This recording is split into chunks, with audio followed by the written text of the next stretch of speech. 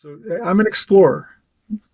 And when I saw the sacred geometry that said, you know, there's an origin that from the spiral that goes to the center of the three Giza pyramids, that had to be designed.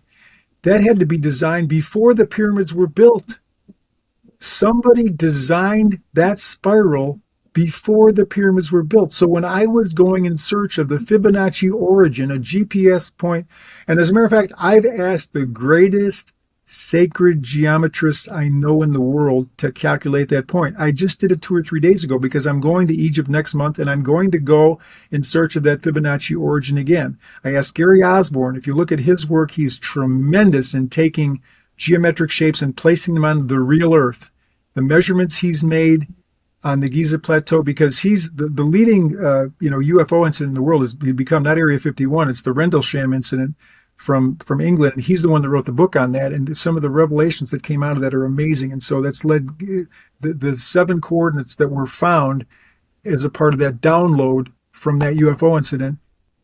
One of them is Giza, and it centers all the other ones. And so Gary Osborne is great. So I asked him to calculate that point for me, and he hasn't gotten back to me yet. I know he will in a couple of days. And Ian Douglas. So if you look at iandoug.com, he's a great sacred geometry. I asked him to calculate that point again, and I've made my own calculations. They're all in about the same area, but they're slightly different points because it's a calculation on a real Earth, and it's hard. You're not playing with just a piece of paper.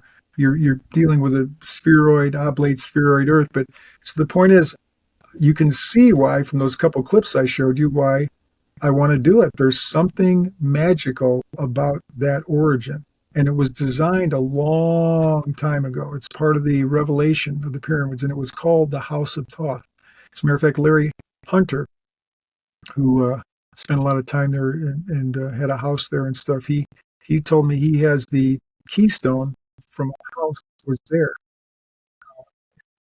I've heard other people say it was. I haven't been able to find it yet in there because every time I'm in there, those couple clips I just showed you, the military's right near there. We had to climb walls and go through places we weren't supposed to get there. It's like you're going to get in trouble, get out of here. You've got a short amount of time, get in, get out. That's really what's happening. I've never had time to really thoroughly, and they've got tighter security than ever. So I don't know if I'll even be able to get in there next month in October, but I'm looking forward to trying.